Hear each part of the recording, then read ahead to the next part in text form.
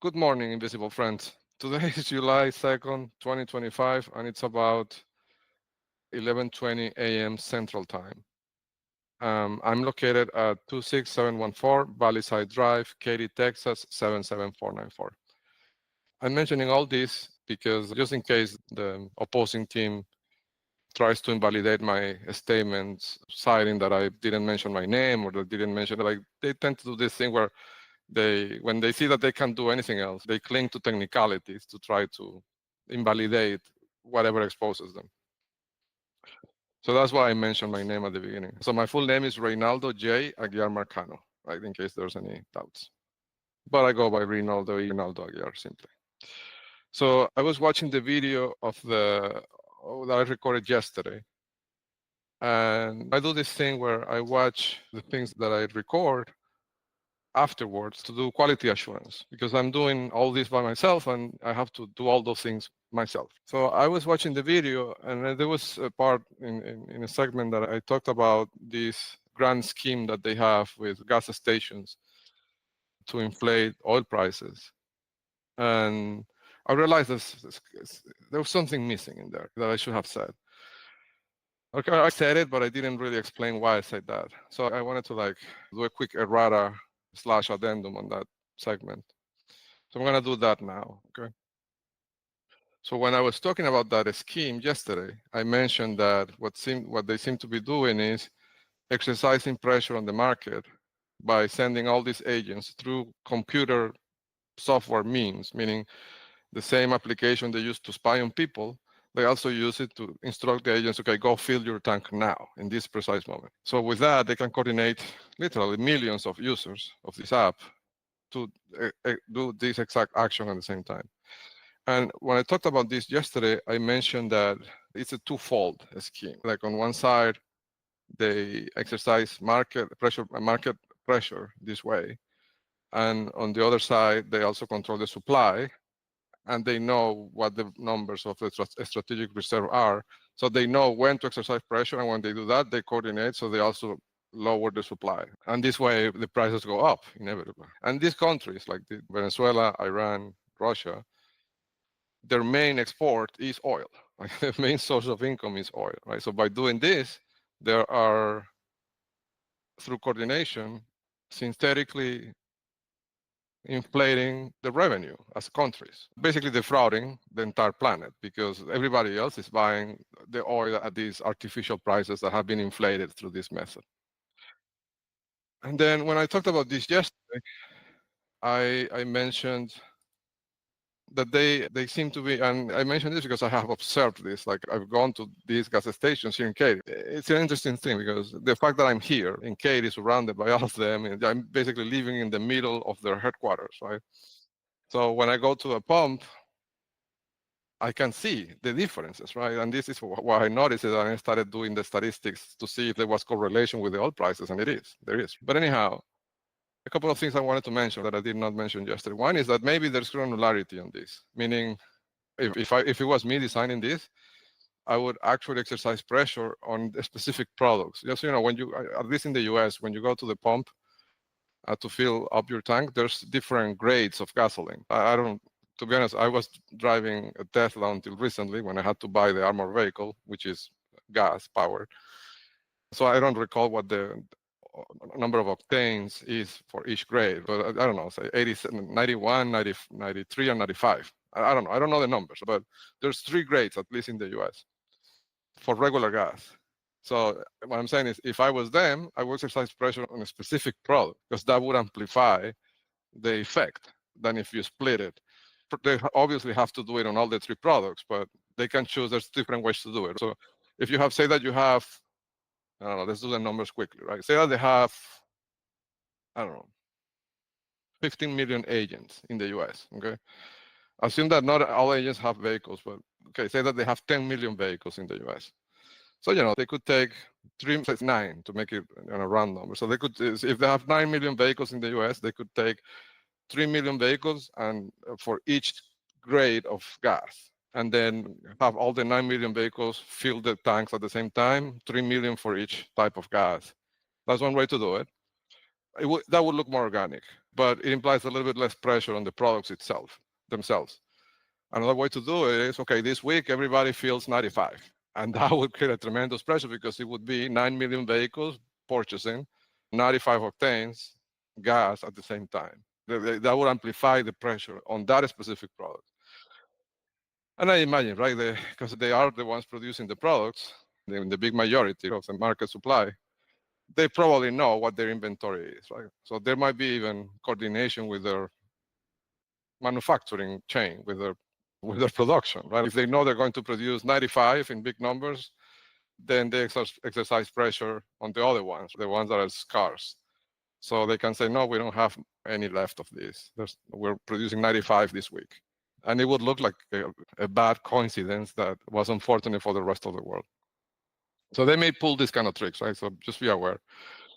So that's that. The other thing is that I mentioned that they inflate the prices at the pump, okay? But I didn't really elaborate why or what is my suspicion there. And this is important because if you think about it, like inflating the price at the pump is not necessary to pull off this scheme. Like you can leave the prices unaffected and still do the same thing. And the prices will go up organically, but there's no need to inflate your own prices in your own gas stations if you're them. I believe, and I observed this, I've gone to the pump and I've seen the prices being outside like statistical anomalies that are, I think, even illegal. I think could be, because these things are regulated in the US. If you own a gas station, I think there is a margin, right? I don't know about this business. Take this with a grain of salt, but I think there is, if you're an owner, an operator, especially if you're in a chain like Shell, or the prices are dictated by the chain, not by the operator of the gas station. And I think even if it's the chain dictating the price, they have to play within certain bands that are regulated by some other organism. Like it has some sort of oversight from the government, right? You cannot just sell the gas at any price you want. I've seen this, right? When I observed this mathematically, that they inflate these prices. And that got me thinking, why? Like I asked myself this question a long time ago. Because even to pull off the scheme, there is no need to inflate the prices. That's when it occurred to me that it could be a way to launder money, right? And this is the mechanism that I think, the way I think it could work. But of course, only federal authorities could investigate this, and because I don't have visibility into what they're really doing, like I don't have visibility to their balance sheets, right? So this is the way I think it could work. And this is a theory, okay? I have no proof that these agents, I have proof they're agents, but I don't have any proof that they're actually doing this that I'm gonna say right now. So what I think they're doing is, they inflate the prices on the gas stations that they control, okay? They, with the app that Travis Kalanick designed with Elon Musk, what I call the Hell app. With that app, they send a signal to the agents, okay, go fill your tank, okay? And this is why in all these gas stations controlled by them, when I do the rounds and with the cameras, you see these huge lines of vehicles that are unexplainable. And I know are unexplainable because my system derives metrics about the flow of, I derive metrics about the flow of the roads that lead to the gas station. Let me give you an example of what that means. So here in Katy, I'm going to talk about Katy because this is the area where I'm doing my rounds, and this is the area I know, right? So in Katy, there's a highway called the 10th, right? 10, Highway 10. So on Highway 10, there's a bookcase, okay? So if I drive with the cameras through that I-10 at, say, I don't know, midnight, right? As my vehicle is driving, when I process the video offline, it computes, my system computes how many vehicles passed me or I passed in that. So the system can estimate what was the flow. Imagine it's a pipe. The highway is a pipe that is moving water, okay? And the vehicles are drops of water. So I can measure how many vehicles go through that highway. I can estimate it, right? Per hour, say, or per interval of 10 minutes. And then I arrive to the gas station, and there's 450 vehicles in there, while the rate of vehicles passing in front of this, and this is the only access to this gas station. It's not like it has 3 highways fitting it. It's just the only one, right? Like the rate is, I don't know, 5 vehicles per minute. And then there's 500 vehicles like parked in the gas station and filling the tanks. And it looks like you drive on that area and it looks like there's a concert, there's a performing artist that's going to, it looks like that, like it's full of people, it's buzzing with life. But the highway is dead. It's just too obvious that this is synthetic. But anyhow, so what occurred to me is that they inflate the prices on the gas station. They send the agents to fill up the tanks, and then they refund the agents with crypto payments. So say that the agent fills the tank and it's inflated the price. And I don't know, the tank maybe normally costs $40, but the agent paid 60. Okay. In their system, right, they have some sort of accounting, and they know that they have to refund the agent for the $60. And at the end, this agent, what he's doing is driving around intercepting people to get cookies from their phones and to steal data and to track their locations. This is a work vehicle in reality, although it's maybe on the name of the agent, but this is really a company vehicle, right? So they pay for the gas, but they pay for the gas with crypto, okay? The agent paid with his own money, his own credit card. The agent gets the points of the credit card, so he can buy iPhones later or gifts or things. But the important thing is that they refund the agent with crypto, but this crypto really comes from Diosdado Cabello, from the drug trade, right? And now this money is being refunded to the agent. The agent has it on, the refund on their crypto wallet. And now the $60 have moved from this parallel illegal economy of the drug trade, and it's now in possession of the Shell gas station with a valid credit card, right? And so these $60 that the agent paid that really came from the drug trade are now part of the regular legit economy. And the agent has the $60 on their crypto wallet. And then on top of that, because not all of them, but some of these agents, like they have small businesses, right? So they own like a pool maintenance company or a landscaping company, right? Or small businesses. So they can write off the gas expenses from their taxes as a business expense. Some of them, not all of them, but some of them. Or like the other popular one is like these house cleaning businesses, like maids, right? Like they have a lot of those. So they also write off the expense and they pay less taxes, the agents themselves. So it's an all-around business if you think about it, right? Like they legitimize the capital that came from the drug trade. The agents are paying less taxes on their business or on their legit businesses, and they get the crypto that also doesn't pay taxes. Like they don't pay tax for those $60, and the tank is full, and they are enabled to work and drive for 300, 400 miles, intercepting American citizens and stealing data. And at the same time, they're inflating the oil prices with this coordination, making everybody else in the entire planet pay more for gas, which creates inflation, or food is more expensive because the food is transported with gas vehicles. So now all the food is more expensive everywhere, and they get higher revenue, higher income as a country, as countries individually, Iran, Russia, Venezuela. So it's amazing, right? They really put a lot of thought into this. And the agents get the credit card points on top of everything, right? But all of this is possible because of the coordination tool, because of that Hell app that Travis Kalanick and Elon Musk created. That is the mechanism that they use to coordinate in such an efficient manner all these people, right? So anyhow, that was the thing I did not explain yesterday. Why inflating the price? Because the higher the price, the more efficient the money laundering machine is, the more money you can launder, which then empowers legit businesses that they have in this economy, right? So it's an amazing business model, really. So that's one thing that I wanted to talk about. The other thing I wanted to talk about is the game of society that I proposed yesterday. As I was watching this video, I was thinking about it a little bit. And I think, and here that I'm going to say, it's not an observation even, it's not an idea, it's not an statement, it's more of a question. It's something I don't have the answer to. And it's puzzling me. I think that it's a question more for somebody who studies game theory. I think and I wish I could talk to people. I can't because they basically recruited all my friends the last 20 years. Anybody I talk to is an agent. But if I had a friend that knew about games theory, I would ask him or her this question, because I think it's a fundamental question. I think it could be a flaw of all this. And I don't know if they saw it or if they care if they saw it. But it's an important question. So the question is the following. I think this system is flawed. and it's bound to fail from its inception. And to explain why, I'll have to use the C word. I try not to use it because I don't want this to be turned into a political debate, but you have to call things what they are, and that's what I'm going to say.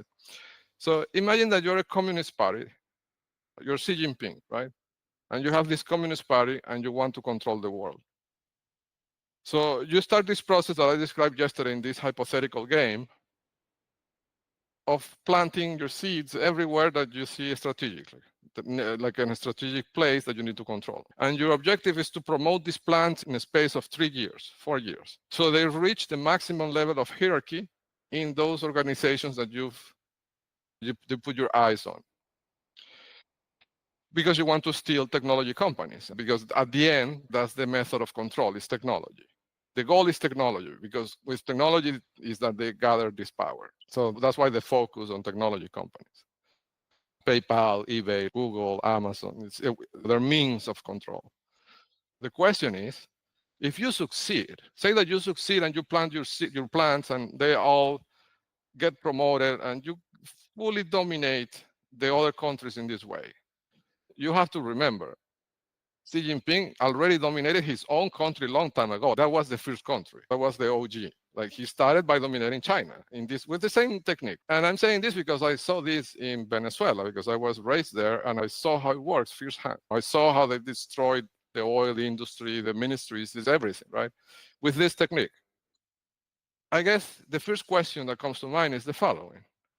If you already destroyed your own country, destroyed in the sense that it's not productive, because a country in which the people in power, in all the different levels of government, institutions, companies, everything, society as a whole, are people that have no skills, no real skills, and the only reason they got promoted is because you harassed everybody that could compete with them and killed some of the others. That's the reason why they got promoted, right? So the country cannot be really productive on itself. So a long time ago, I started asking myself this question. So how China is such a powerful force in technology, right? Before I knew that Xi Jinping was the leader of this thing, my understanding of this has evolved over time. I didn't know all this on day one. On day one, I didn't even know he was involved, right? But before that point, I always wonder, how is China, being a communist country, and I know how they operate because I saw it back in Venezuela firsthand, how is that China managed, despite being a communist country that doesn't promote people based on merit, but based on political alignment with the Politburo or whatever it is that they call themselves, how is it that country is a power in technology? Chinese are very good. There's a lot of companies that produce Chinese technology that are good. SpaceX, for example, it's a Chinese company, and we all look up to that company. Tesla, it's another Chinese company, right? Although they're posting as American companies, but they're really Chinese. And there's multiple examples, right? So a long time ago, before even getting the geo index in my hands, I understood that it's because they were stealing technology, right? Like, that's how they do it. From the perspective of being able to advance society and create new technology, their country is already destroyed. But that is not a problem right now because they are stealing technology from all these other countries. So they steal the technology from the company of somebody who's working on something, and that technology goes to China, right? And then they package it into a different company. Maybe they plant it in the US even, but it appears as a different entity. But whatever money that produces and advancements, they go directly to China. So that's the way that's the answer to the first question. How is that country sustainable, I guess is the question, when they undermined their own society a long time ago to gain and maintain political control of the country for decades? The answer to that question is, well, through stealing technology from other countries, right? So you undermine your own society, but you're okay for now because you're stealing from the others, from the other countries. Okay, I understood that. But then this comes to the question, which I think is a fundamental question that it's a philosophical question, really, but I think it shows that this model is flawed. It will fail. Even if it doesn't fail right now, it will fail, I think, in 1 or 2 generations. Because what I think would happen, and this is why we need a game theorist to build models to analyze what would happen in 50 years if these things keep progressing. But imagine that you succeed at promoting your seeds, your plants, everywhere in every single country, and you completely dominate the world in this way. Say that it takes you 40 years. At that point, you have amassed, you have gathered the big majority of the resources, technology-wise, energy-wise, whatever. You have the majority of resources of the world. You have the world literally under your control. But the side effect is that all the other countries are also, their economies and societies are also undermined by your own technique, the same thing you did to your own country, right? So what I think will happen is, say, in 2 generations, all the countries in the world will be like a ruined communist country. And at that point, nobody will be able to produce any more technology or advances, and you won't have anything to say. You probably will be, as a person, dead, right? Because 40 years or 50 years have passed. But nobody will be able to produce anything worth stealing. And this probably will result in the demise of the race. Like, the entire race will be reduced to nothing. There will be a lot more people, and we won't have the technology to sustain those numbers of population, because the technology advancements just didn't progress, because you staggered them in this way, you hindered them in this way. So I think it's a, although in the short to medium term it seems sustainable, I think in the long term it is not only not sustainable, but I think it implies the failure of the entire race. This is a threat to the race. It's not even about national security. This will kill us all in 40 to 50 years.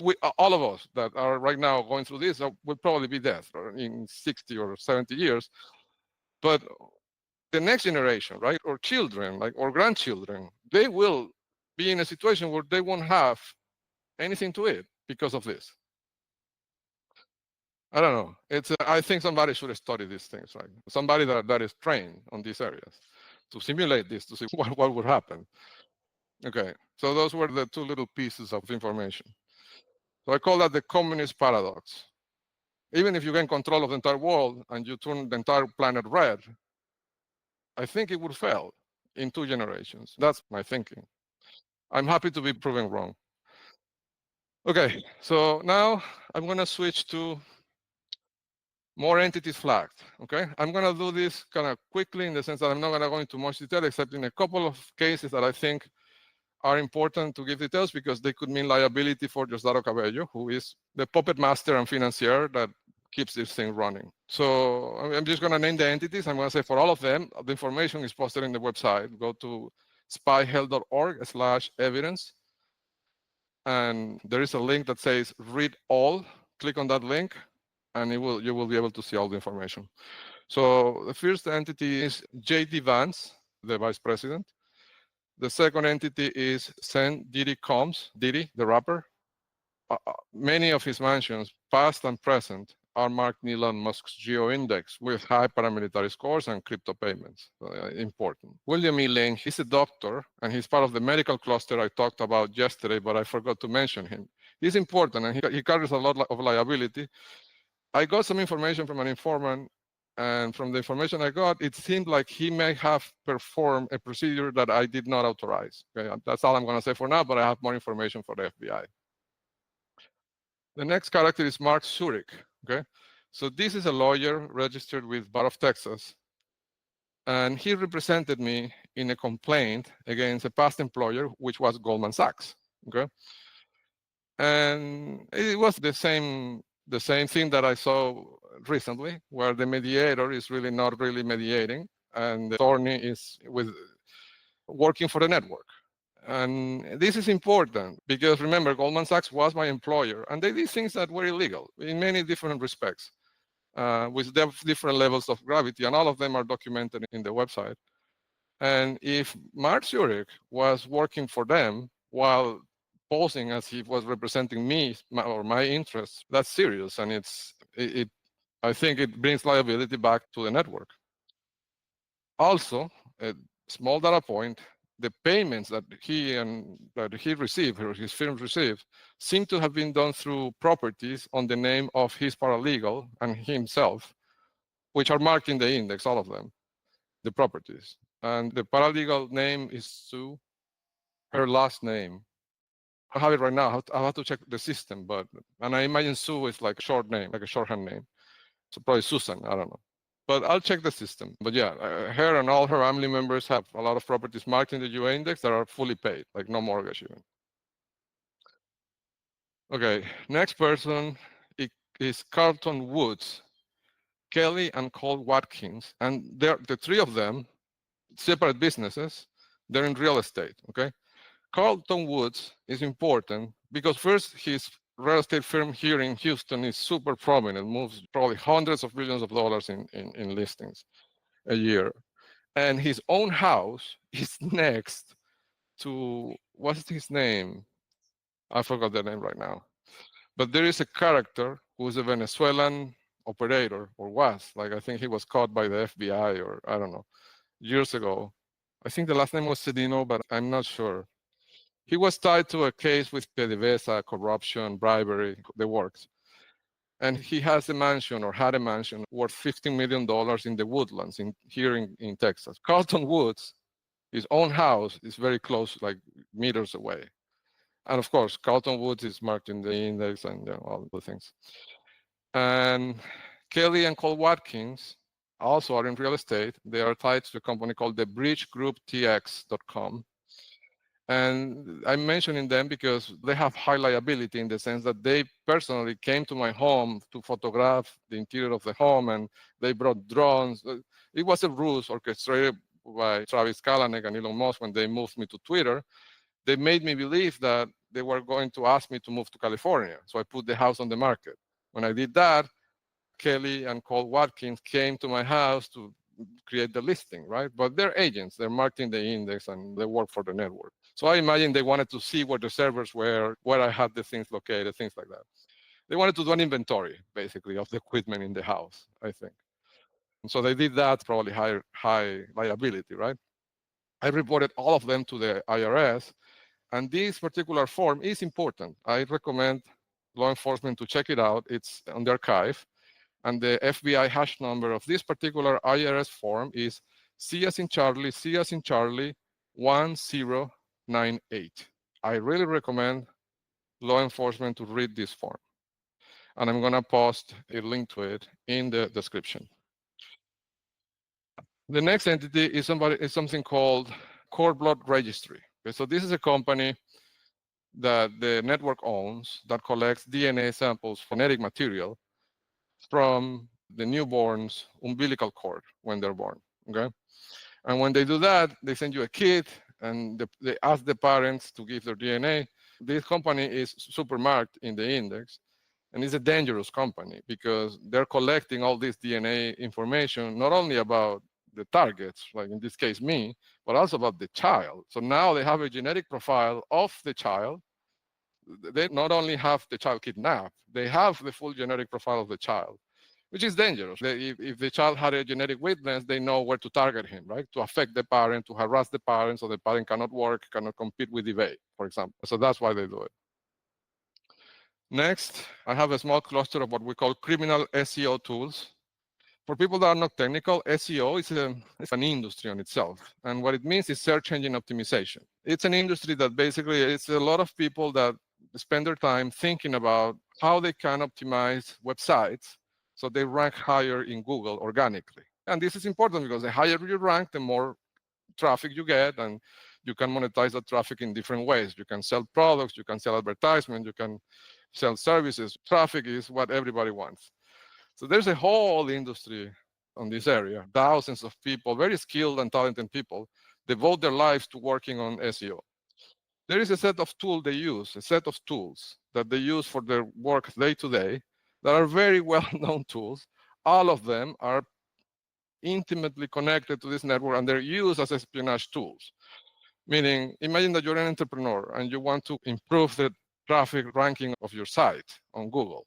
You would probably sign up to these tools, and then you would enter keywords that you want to target and things like that. All this information goes straight to the FSB, the China Intelligence Services, and they know what you're working on, what your goals are, what keywords you want.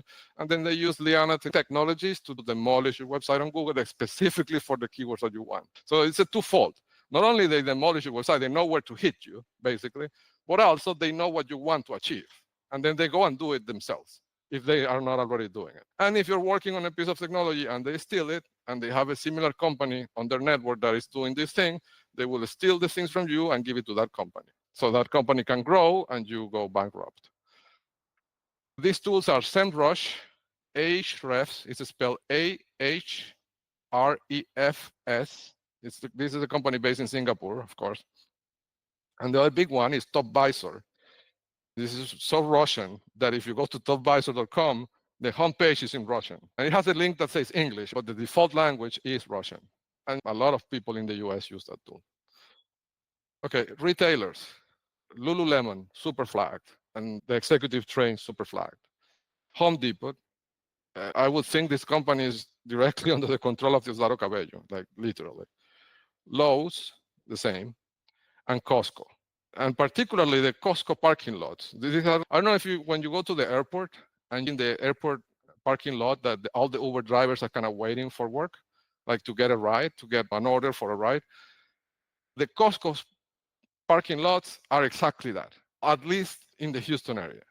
Like they use them as dispatch centers for all these drivers whose only objective in life is to track people, to record and transmit their locations illegally, and to intercept their cell phone traffic. So big dispatch centers for these agents. And to close, I want to mention one person, one of these synthetic, she wasn't a synthetic romantic interest, but at the end it was synthetic. Let me explain. So her name is Ibeth Escobar. And she's a lady that I met back home in Venezuela when I was maybe, I don't know, I must have been like 23 years old. And we dated for, I think, for a year or so. But then I moved out of the country, we lost contact. But around 2010, she reappeared as a friend in my life. Like she texted me, I don't recall exactly what happened, but she reappeared. And now I understand that it wasn't random. That was around the time that Pierre Omidyar moved me to California to work at Yahoo. So around that time. So now I understand. The Sabine asked her, the Venezuelan intelligence asked her to reconnect with me. And we kept this contact, sporadic contact over the years, over messages and things like that, which is a channel for the network to decrypt my traffic. Because if she sends me a message, even if I don't reply, them knowing the contents of the message and getting the encrypted network traffic from the houses that are surrounding me, with the two things together, they can find a decryption key that works for all my internet traffic for a short period of time, but they can repeat this process. And this is the reason why they will surround the target with online friends. A lot of people sending you messages or WhatsApp groups, like that's the other one. A lot of people started adding me to these WhatsApp groups, many of them, that I didn't really have any, to be polite, I didn't leave the groups. And this is a big mistake because as the group, even if you don't read the messages, as the group is in the background of your WhatsApp, it's receiving messages. They can use any of the people in those groups to send a message to the group that at the end will get to your phone. And because they're intercepting your traffic next to your home, it's basically endless opportunities to get the decryption key every 30 minutes or whatever time is that they need to get it, right? That's why I noticed this. After 2017 or 18, a lot of WhatsApp groups starting adding me, people that I knew from a long time ago, but I really didn't ever interact with those groups. But to be polite, I didn't leave the groups, right? But I understand now why those groups exist. So anyhow, but the reason I'm mentioning Beth, a lot of things, she's clearly an agent. And I think there's a lot of liability there because in one occasion, she asked me for a favor. She moved to this area, to Texas. And she said that she was in a difficult economic situation and she wanted to get an apartment, but they wouldn't rent it to her because she didn't have credit. And she asked me to sign the application guarantor of the application. And it's an apartment complex here in Katy, Texas. And the form is in my email. If authorities are watching this, you can go through my email, I don't care, and find that form. So when I signed the application, the woman in the apartment complex said that I needed to give her my social security number and a paycheck, right? Which is unusual. It was an apartment lease for, I don't know, $1,200 a month. I gave her the I gave her the social security number and I said, run my credit. You will see that I'm good. I can cover this. But she insisted. And then I said, no, I'm not going to give you my paycheck. And then Yvette got upset and she like threw a tantrum. You're not really my friend. You don't want to help me. She pressured me into giving my paycheck. Now, I don't know why they needed the paycheck if they own Twitter. I don't know. Maybe it was one of those psychological ruses to like, I don't really know. But anyhow, I gave that woman my social security number and my paycheck and a copy of the last paycheck. So maybe there's liability there. And the other thing is that mysteriously, and Yvette has emailed me and contacted me, I don't know, recently, I don't know, 2-3 months ago, trying to get in contact with me. But in this situation that I am, I can't be replying to messages or even getting messages because they decrypt my traffic, and that's dangerous to me. So I haven't replied. But in the last few days, I emailed her because I wanted to see where she is and to get in contact with her. And surprisingly, the email bounces back. Okay, and this is important what I'm going to say because it could be something.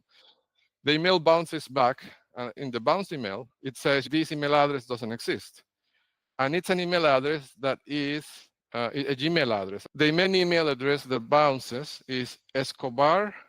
It's spelled ESCOB as in Bob, AR, Ibeth, IBETH @gmail.com. Okay, that's the one that bounces. So it's Google Gmail telling me this email doesn't exist. She has another email address, which is Escobar Ibeth, the same thing, ESCOBARIBETH @hotmail.com. That one doesn't bounce, but she didn't reply.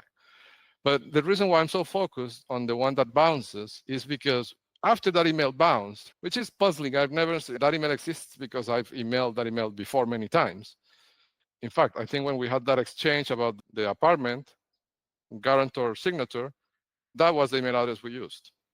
But anyhow, the email bounces, right? When the email bounces, I say, well, this is actually an opportunity for me. I'm going to register that email address. Now that it's free, I thought she closed the account. So I tried to register again because then maybe the network makes a mistake and emails her and I get the email. And that would be legit. If the email address is free, I can grab it. I'm not impersonating her identity. I'm just grabbing an email address that is free. So I tried to do that. And when I tried, Gmail tells me this address is taken. Like this address already exists. You cannot take it. Now, I've never worked in Gmail. I worked in search, so I don't know if it's just a security check to make sure that nobody grabs the email address for a certain, like a cool down period, something like that. If you close the account, maybe they keep the address blocked for 60 days, let's assume. So in case you want to come back and grab it again, you have a chance. It's possible. I don't know. Or if it's not that, I'm puzzled by trying to understand how is that the address bounces back, but I'm not able to create an account. The address bounces back saying it doesn't exist, but if I try to go and create that account, it tells me, Google is telling me that the address already exists. Made me wonder if maybe there is some sort of collaboration from someone inside of Google Gmail's team to make the emails bounce, although the account is not really closed. That's a possibility. That somehow they set something up to make sure that I cannot email her, but the address exists. And I say that because I don't think there is a way that you can block a recipient on Gmail, but what it does, from what I understand, is that it sends their emails to spam. It wouldn't make the email bounce back because this bounce back mechanism is specified in the W3C specification, I think. This mechanism of bouncing back is something that is written in the standard of how email systems work, right? And I think it only should happen when the email doesn't really exist, as per the standard, right? So unless Google is now deviating from the standards, which is unlikely, because they participated in the drafting of those standards, it could mean that there's collaboration, a collaboration that is internal, right? That is hard to understand. But I don't understand how this is happening, that the email bounce back, but yet I'm not able to register, unless it's the cooldown period. That's the only explanation that would not imply collaboration. But I thought I should mention this because maybe it's something. So with that, I'm going to close this session, and I'm going to post a couple of links in the notes in the description of this video. And I thank you again for your time and talk to you soon. Thank you.